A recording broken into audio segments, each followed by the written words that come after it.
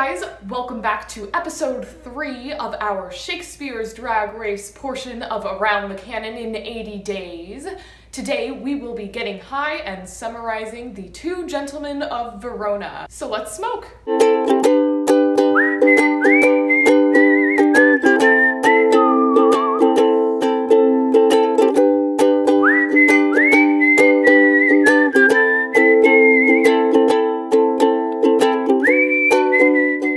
Okay, Act 1, Scene 1 of Two Gentlemen of Verona. You get Valentine and Proteus. They are best friends. Valentine is about to set off to start working and get a little bit of an education in Milan. He tells Proteus that Proteus needs to stop protesting him leaving. He's going, he's gotta. And then he teases Proteus a little bit for staying home for love. Just as Valentine leaves, his servant, Speed, enters. He and Proteus get into a little bit of a debate about whether or not Speed can be called a sheep. Proteus then asks Speed if he has delivered his letter to his love, Julia. Speed responds and says that the lady did not pay him for his pains, and until he is paid, he will not be relaying Julia's message back to him. Proteus gives him money, Speed tries to get a little bit more but doesn't end up really succeeding, and then relays to Proteus that Julia has in fact said nothing. She is unimpressed by the fact that Proteus has not come to deliver his message himself, and so she sends nothing in return. Speed then goes off to meet his master. Act 1, Scene 2. We are in Julia's chamber with Julia and her woman slash kind of best friend, Lucetta. Julia is listing her suitors to Lucetta, and Lucetta is telling her which one she likes best. Lucetta says that her favorite suitor is Proteus. Lucetta then tells Julia about Speed coming to give Julia a letter, and Lucetta accepting the letter in Julia's name. Julia chides Lucetta for doing this, and then she tells Lucetta to return the letter to the sender. Lucetta leaves, and pretty much immediately Julia regrets this decision. So Julia calls Lucetta back. When Lucetta comes back in, she drops the letter on the floor and says that she probably shouldn't pick it up because it doesn't belong to her. Julia agrees and says to let it lie for the person it does belong to. Then Julia picks it up, and before she reads it, she tears it to bits. And then she sends Lucetta away again. In true Julia fashion, she then immediately also regrets this decision, and she picks up itty-bitty pieces of the letter, and she tries to decipher what it is that Proteus has written to her. Every time she sees Proteus's name, she's very in love. Every time she sees her own, she disdains it. After a little while of this, Lucetta comes back in and says that it is time for dinner. She then cleans up Julia's mess for her. Pantino convinces Antonio, who is Proteus's father, that Proteus probably belongs in Milan with Valentine. When Antonio stumbles upon Proteus, Proteus is reading a letter from Julia. Antonio asks Proteus where this letter has come from, and Proteus lies. He says that it's from Valentine, telling him that he's doing well in Milan. Antonio then responds to this and says, well, if he's doing so well, I think you should join him. He says, you're going tomorrow, you don't have a choice.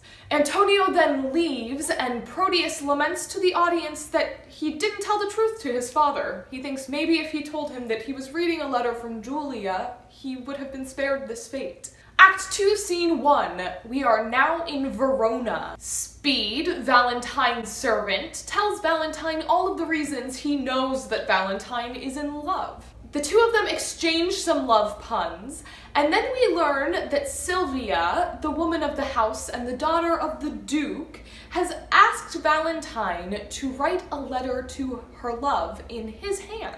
When Valentine tries to give this letter of wooing to Sylvia, Sylvia then returns the letter to Valentine.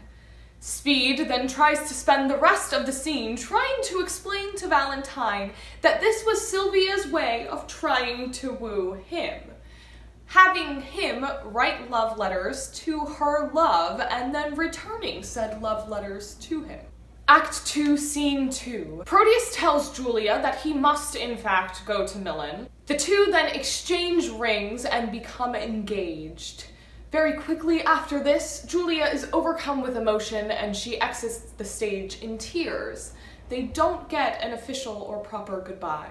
Act 2, Scene 3. We meet Lance, a man who is charged to go to Milan with Proteus. He tells us the story of his goodbye to his family. He says it was very tearful, very emotional, but his dog didn't cry. His dog's name, we learn, is Crab, and he says that Crab is cruel. Act 2, Scene 4. We meet Thurio, a suitor of Sylvia's who has her father's approval. He and Valentine have a bit of a battle of wits.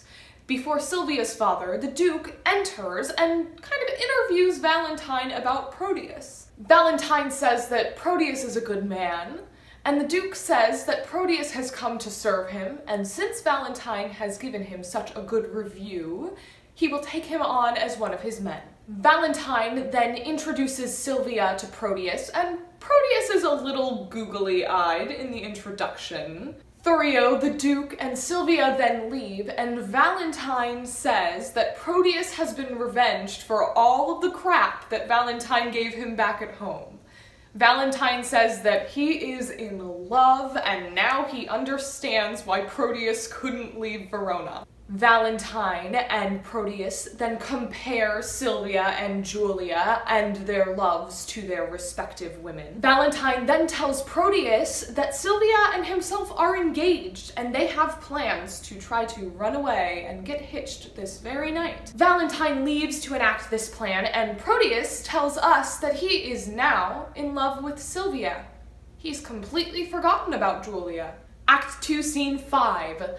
Lance tells Speed that Julia and Proteus parted with a proposal, and Speed tells Lance that Valentine is in love.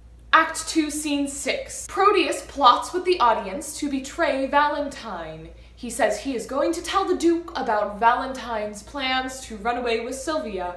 Act 2, Scene 7. We are back in Verona with Julia and Lucetta. Julia asks Lucetta how she thinks that Julia might be able to run away from Verona. When the two devise a bit of a plan, Julia asks Lucetta to help her dress as a page boy for the trip. Lucetta knows that this is dangerous and she begs Julia not to go, but Julia says she must. Then Julia leaves Lucetta all of her land and property. Act 3, Scene 1.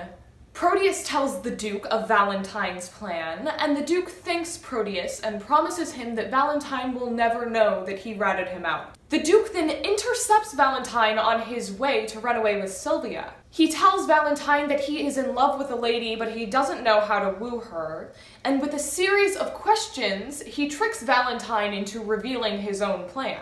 The Duke pulls a cloak off of Valentine, and he discovers a ladder and a letter to Sylvia. The Duke then banishes Valentine, and Valentine responds asking why not death.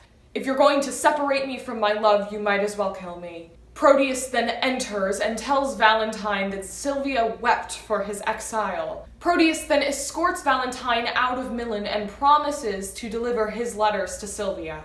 The scene then shifts a little bit over to Speed and Lance. Speed reads all the virtues and vices of Lance's perfect woman or maid. Then, after wasting a bunch of Speed's time and making him late, Lance lets Speed know that his master is waiting for him at the North Gate. Act 3, Scene 2. Thurio tells the Duke that since Valentine's banishment, Sylvia just hates him even more. Proteus tells the Duke and Thurio that he will go to Sylvia and he will slander Valentine's name and try to pump up Thurio a little bit in Sylvia's mind. He then tells Thurio to write lots of love letters to Sylvia and to sing sad songs outside of her window. Act 4, Scene 1. Valentine and Speed are stopped by outlaws on their way out of Milan. Valentine tells them that he was banished from Milan for killing a man, and the outlaws tell him that he has two choices, that he can either be their leader or die. Act 4, Scene 2. Proteus tells us that Sylvia only spurns his love. From the bushes, a host escorts Julia on as a page. The host notes that this page seems very sad. The page and this host witness Proteus singing to Sylvia for Thurio. The host notes to this page boy that the music seems to have only made him sadder. The page, aka Julia, makes a comment about how musicians should only play one thing. When Proteus finishes singing, Sylvia scorns Proteus even further. She says that this is hateful to both Valentine and Julia. Proteus then tries to lie to Sylvia and tell her that both Julia and Valentine are dead. From the other part of the stage, Julia gives the audience a hearty as if. Proteus tells Sylvia, okay, well, if you can't love me, can you at least send me that beautiful picture of you from your room? I'll woo and sigh for that. Sylvia's like, fine. And Julia is very sad to have overheard all of this. Act 4, Scene 3. Sylvia begs a knight, Sir Eglamour, to help her run away. He agrees to do so. Act 4, Scene 4. We learn that Lance has tried to give Sylvia his dog Crab as a present from Proteus. He tells us that while in the court, Crab farted so badly that the people of the court wanted to kill him, so Lance had to take the blame for this fart. We learn that Proteus has decided to take on Sebastian, or Julia, as a page boy.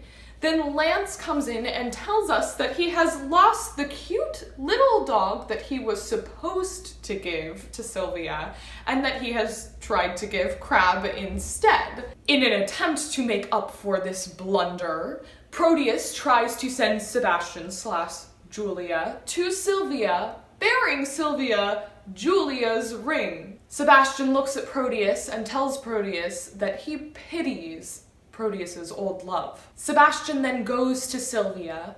Sylvia gives Sebastian the picture that she promised Proteus, and in exchange, Sebastian tries to give letters and the ring to Sylvia. Sylvia tears the letters to pieces and refuses the ring. Sylvia and Sebastian, aka Julia in disguise, then discuss how sad they are for Julia at home. When Julia finally leaves Sylvia's chamber, she compares herself to Sylvia, and she tells the audience that if Sylvia hadn't been so nice, Julia probably would have clawed her eyes out.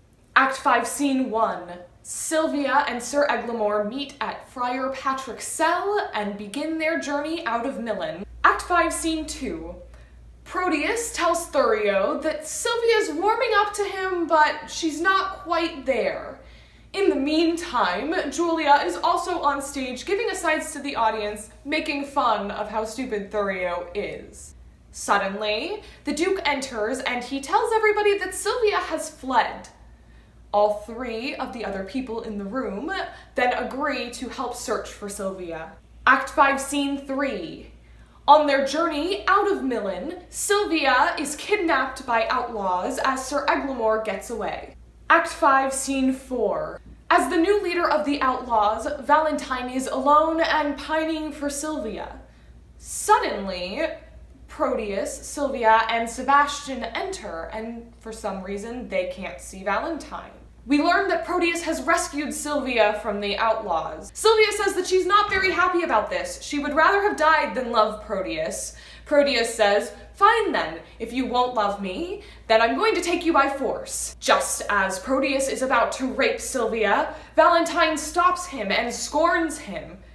Proteus apologizes for this, and for whatever friggin' reason, Valentine immediately forgives him. And then, as if that is not bad enough, then Valentine offers to give Sylvia to Proteus, the man who was just about to rape her. Suddenly, Sebastian swoons and then wakes back up very quickly. He looks at Proteus and says, oh my goodness, I guess I forgot to give this ring to Sylvia. And in the daze, accidentally gives Proteus the ring that Proteus gave to Julia. Big reveal! Sebastian is Julia. For whatever reason, everybody forgives everybody. Then the outlaws bring on the Duke and Thurio. Thurio renounces his love for Sylvia. He says that if somebody wants to run away this badly from someone, clearly they should not be together. Because of this, the Duke then blesses Sylvia and Valentine's union. Sylvia then asks the Duke to pardon all of the outlaws who have kidnapped them. He agrees to do so, and everybody is off to wedding plan. And that, my friends, is the very disturbing ending of Two Gentlemen of Verona. It is such a fun play until that very last scene, but gosh darn it, I wish that last scene didn't exist. Anyway, if you enjoyed today's episode and you would like to see more content like it, please like us on Facebook at Bowls with the Bard, subscribe to us on YouTube and WeedTube at Bowls with the Bard, and follow us on Instagram at Stoned Shakespeare.